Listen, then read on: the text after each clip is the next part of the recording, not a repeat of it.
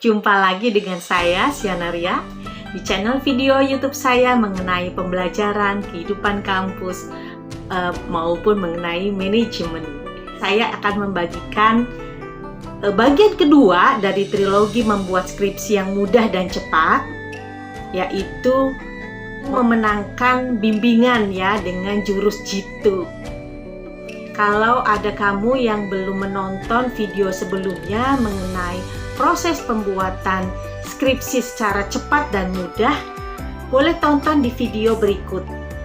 Jangan lupa kasih subscribe dan like-nya, bunyikan loncengnya untuk kemajuan konten-konten video saya berikut. Pada saat mahasiswa menyelesaikan tugas akhir, yaitu sebelum sampai kepada sidang skripsi untuk mempertahankan penelitian ilmiah yang dilakukan oleh mahasiswa, maka prosesnya adalah proses bimbingan. Ya, sebelum kita masuki apa itu bimbingan, kita harus tahu kira-kira apa sih yang terjadi di bimbingan itu. Nah, karena itu saya membagi video ini menjadi 3 bagian. Bagian yang pertama adalah setting mindset kita mengenai bimbingan, konsep bimbingan. Kenapa kita perlu men-setting mindset kita supaya kita memahami bahwa tujuan bimbingan ini adalah penyelesaian skripsi. Jadi apapun yang terjadi selama proses skripsi itu, teman-teman akan punya kekuatan ya, akan punya semangat untuk terus maju pantang menyerah. Apa sih kriteria pemilihan dosen? Apakah dosen itu harus baik, selalu pro dengan kita, syukur-syukur cantik, ganteng, ya, masih single, sehingga boleh dong baik hati, rajin menabung. Apakah kriterianya seperti itu yang baik-baik semua? Apakah ada dosen ideal? Nah, kita akan bahas di bagian yang kedua. Bagian yang ketiga adalah mengenai tips dan trik selama proses bimbingan. Jadi apa yang harus dilakukan oleh mahasiswa, ya, bagaimana memanfaatkan resource yang dimiliki oleh mahasiswa untuk memasuki proses bimbingan. Ya, kiat-kiat apa yang harus dilakukan supaya bisa bertahan ya di tengah badai bimbingan. Kita tidak tahu kan yang terjadi di tengah bimbingan itu karena step-stepnya kita belum tahu, tetapi secara garis besar saya akan menceritakan berdasarkan pengalaman saya ya. Jadi saya membuat step-step, kemudian tips dan trik berdasarkan pengalaman saya. Menyelesaikan S1 ya, sarjana, setelah menikah punya anak. Kemudian di 10 tahun berikutnya saya menyelesaikan master saya di keuangan dalam keadaan hamil ya. Jadi proses tesis saya adalah proses sedang baby blues, dimana ya nanti teman-teman yang sudah atau yang belum mengalami tahu bagaimana hati kita, perasaan kita itu sebenarnya masih galau, tetapi harus mengikuti proses tesis ya, harus mengikuti bimbingan.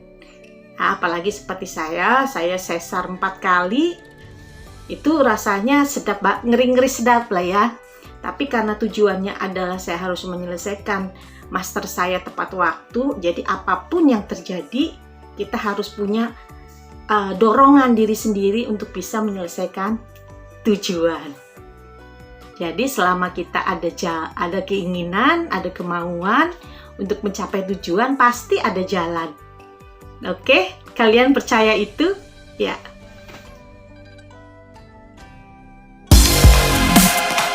Kenapa kita harus memikirkan tujuan awal?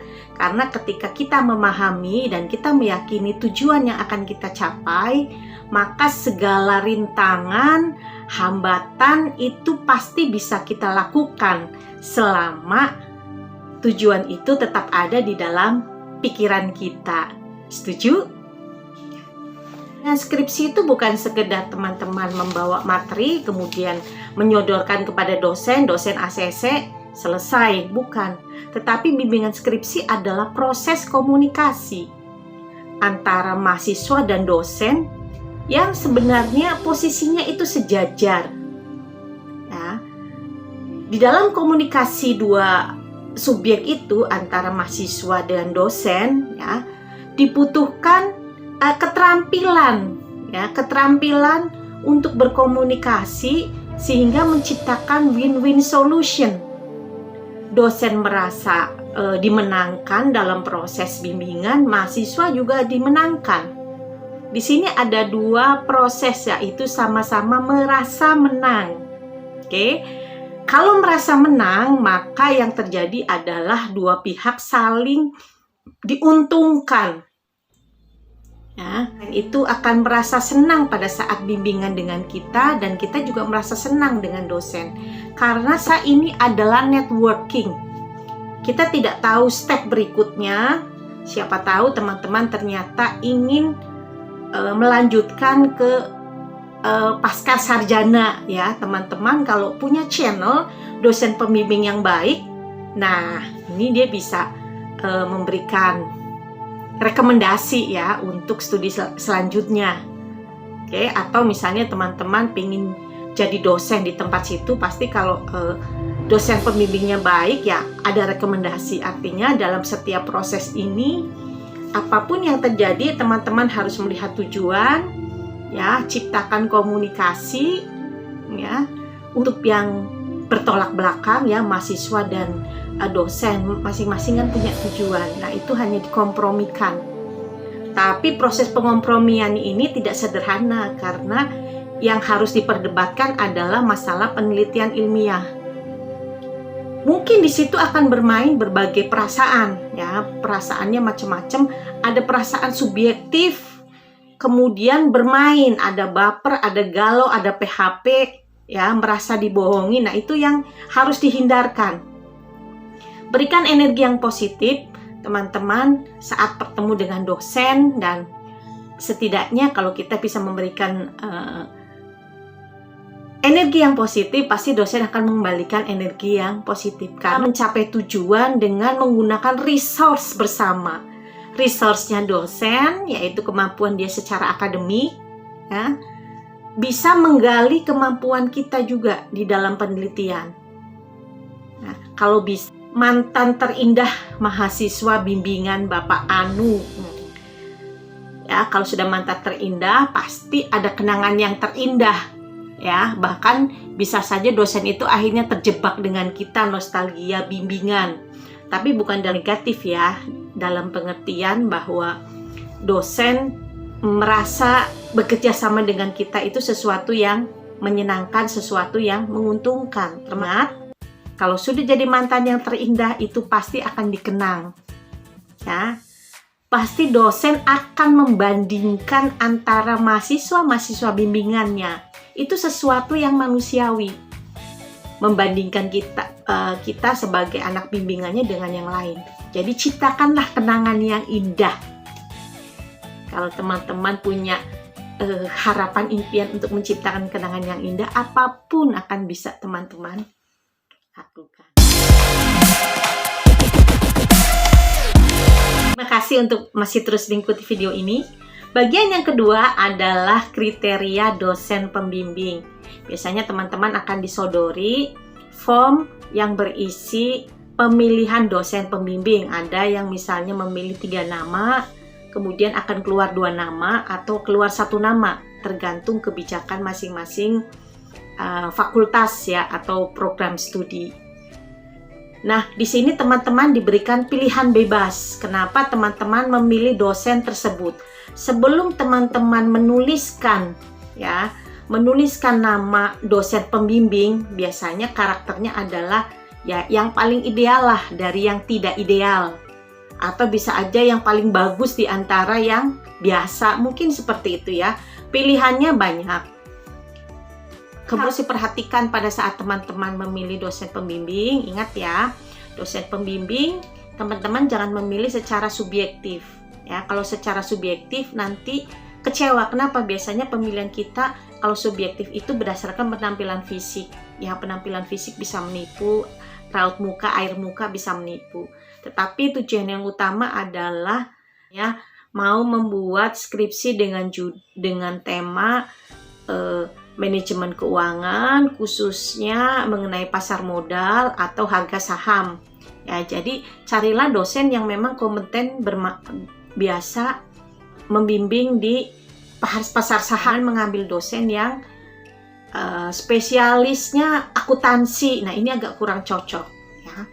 Karena mungkin dosen akuntansi ini mungkin dosen favorit, tapi jangan pilih berdasarkan itu ya, teman-teman. Jadi yang mahir, yang mumpuni, nah, dia akan melihat banyak kelemahan-kelemahan pada saat proses penulisan, pada saat penelitian.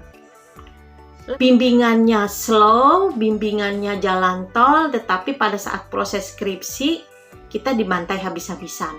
Nah, itu harus dihindari. Jadi, pastikan bimbingan adalah fase di mana teman-teman menyingkirkan semua persoalan nanti kira-kira di sidang skripsi. Jadi biasanya kalau dosen yang kompeten, dia tahu kelemahan-kelemahan kalau menggunakan teori ini seperti ini, kelemahan-kelemahan kalau metode ini seperti ini. Jadi jangan sampai sudah selesai pembahasan ya, pada proses pembahasan sudah siap maju sidang skripsi, ternyata materi kita mentah kembali lagi. Nah, itu sudah menyakitkan sekali dan bisa bikin kita down. Itu yang harus dihindari. Jadi lebih baik proses bimbingan ini teman-teman berantemlah ya, dalam tanda kutip berantemlah dengan dosen untuk mempertahankan ya penelitian teman-teman secara logika ya, bukan materi pada textbook ya, pada teori ya, bukan karena ingin menang atau ingin cepat-cepat menyelesaikan proses bimbingan. Nah, itu namanya jalan potong ya. Kalau kita maunya cepat selesai, nanti percayalah teman-teman, di proses sidang itu akan babak belur. Apalagi kalau ketemu penguji yang killer. Jangan sampai itu kita kembali lagi ke tahap awal. Itu menyakitkan. Dan yang kedua adalah teman-teman harus memperhatikan status dosen. Jadi harus tahu dia kaya, miskin. Sifatnya bukan dosen yang terbang, dosen double agent, atau dosen tetap yang mudah ditemui, yang waktu bimbingannya fleksibel, dia ada di office-nya setiap waktu ya, di luar jam mengajar. Nah, pilihlah itu. Kenapa? Kalau kamu ketemu dengan dosen yang double agent, dosen double agent itu kakinya ada dua, satu kaki kanan di tempat yang lain, satu kaki kiri di sisi yang lain. Contoh, dia sebagai pembimbing ya, staf pengajar di kampus kamu, tapi dia juga sebagai karyawan di tempat lain, PNS di tempat lain, ya, atau dia pemegang proyek LPPM gitu ya. Nah, itu kita hindari dosen-dosen yang sibuk banget ya. Kenapa? Karena nanti teman-teman akan kesulitan pada saat mengkompromikan waktu ya. Teman-teman udah ready, sudah nungguin dari pagi sampai sore setiap hari, ternyata dosennya tidak pernah memberi kabar, kemudian tidak jelas keberadaannya di mana. Nah, itu bisa bikin teman-teman down. Ya, jadi tugasnya tidak hanya mengajar, tetapi dia juga sama melakukan proses penelitian ilmiah seperti teman-teman dan pengabdian masyarakat sebagai bentuk pemenuhan Tridharma perguruan tinggi. Oke. Bagaimana kalau kita tidak mendapatkan dosen yang dipilih? Kita tulis yang kita harapkan, dosen itu ternyata tidak ada ya. Tidak ada karena kuotanya untuk dosen membimbing itu sudah habis. Biasanya dosen favorit itu laris manis. Kan? Kita kan pasti akan senang berhubungan dengan seseorang yang favorit ya, yang favorit dalam benak mahasiswa itu kan yang mudah, tidak mempersulit ya. Kalau ada masalah nggak baperan, cepat menyelesaikan masalah. Nah, kalau yang terjadi tidak ada pilihan gimana? Atau yang tadi ya pilihannya tidak sesuai, ya udah telan aja, nggak usah pusing, tinggal minum yang banyak. Supaya tadi proses penelanan itu masuk ke dalam pencernaan kita tuh secara smooth ujungnya juga sama kok makanannya. Diproses juga, tapi yang tidak sesuai kan proses pada waktu mengunyah. Ya, mengunyahnya tidak enak karena tidak sesuai dengan keinginan, sama dengan seperti kita mendapat dosen yang tidak sesuai dengan pilihan kita. Yang harus kita lakukan adalah kompromi.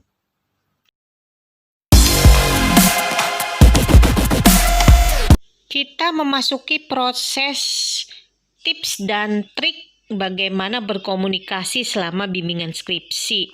Nah, tips yang pertama adalah perlunya disiplin. Ya, disiplin, tepat waktu. Ya, perhatikan deadline selalu. Mahasiswa yang jelas harus menyesuaikan dengan waktu dosen ya, bukan sebaliknya. Karena dosen itu lebih sibuk daripada mahasiswa. Jangan kebalik, mahasiswa yang lebih sibuk dari dosen. Kalau ada dosen yang mengejar-ngejar mahasiswa, itu salah itu. Ya, ada yang salah selama proses. Biasanya berarti mahasiswanya kabur terus.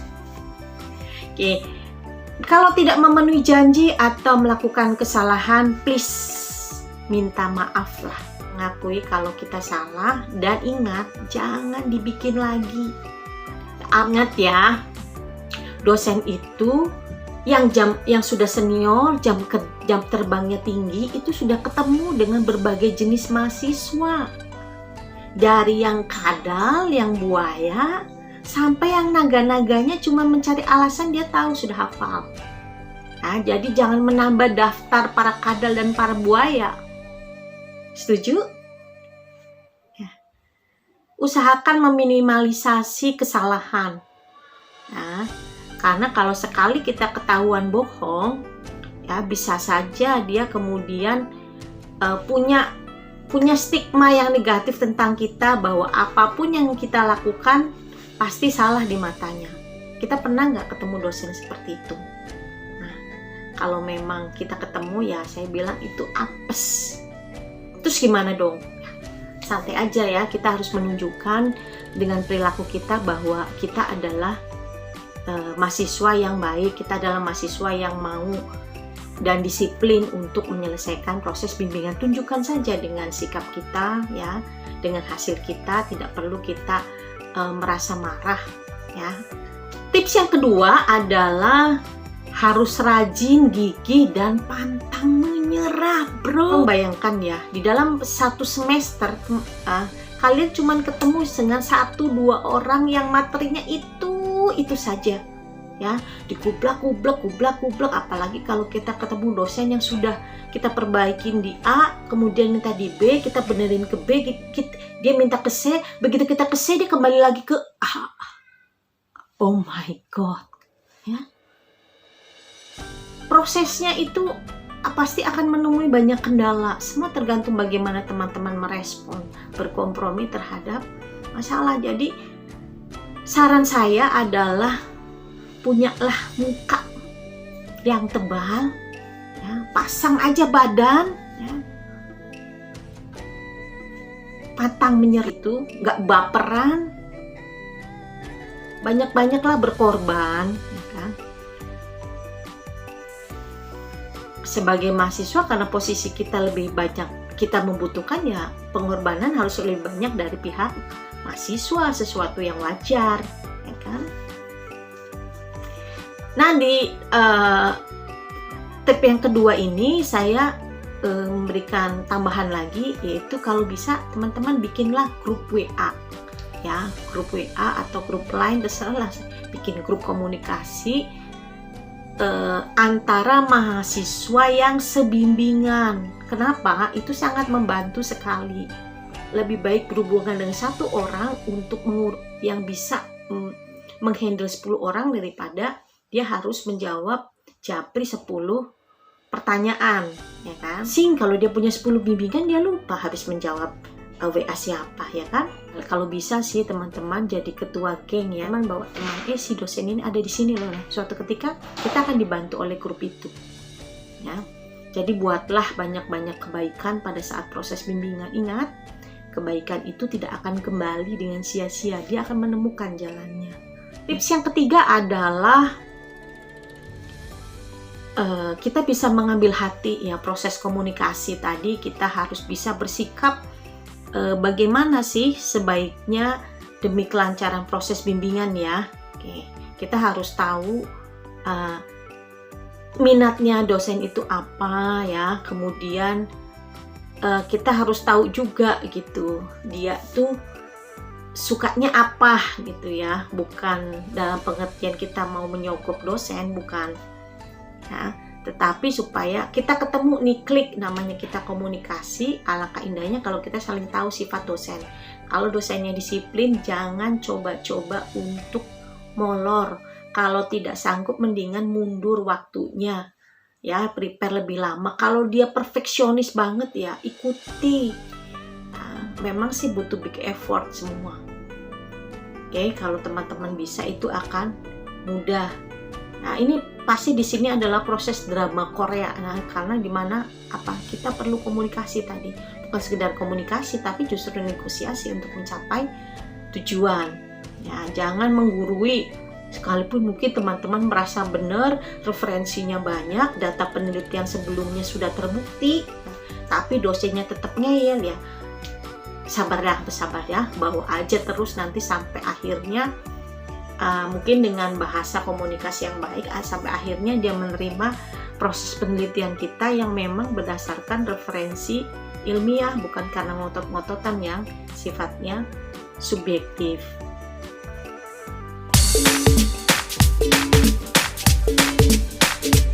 Terakhir adalah etika berkomunikasi. Bagaimana teman-teman melakukan komunikasi ya secara verbal maupun non-verbal. Kalau masa sekarang pandemi, komunikasinya lebih banyak online ya. Carilah cara yang terbaik bagaimana ketemu ya metode komunikasi sebagai alat untuk tadi menyampaikan ide dosen dengan mahasiswa. Yang perlu diperhatikan adalah etika ya, etika cara berkomunikasi, bahasanya itu harus diperhatikan ya. Misalnya kalau mau mengirim email, biasanya kalau kirim email anytime, mau jam 5 sore, mau jam 12 malam, karena rata-rata dosen tidak memberikan notifikasi ya di handphone maupun di laptop. You got the mail ya. Nah, tapi kalau mengkonfirmasi kalau teman-teman sudah mengirimkan email jam 12 malam, besok paginya jam 6. Jadi waktu yang ideal adalah setelah jam 6 pagi, maksimal jam 8 malam. Itulah waktu ideal ya, waktu kerja dosen.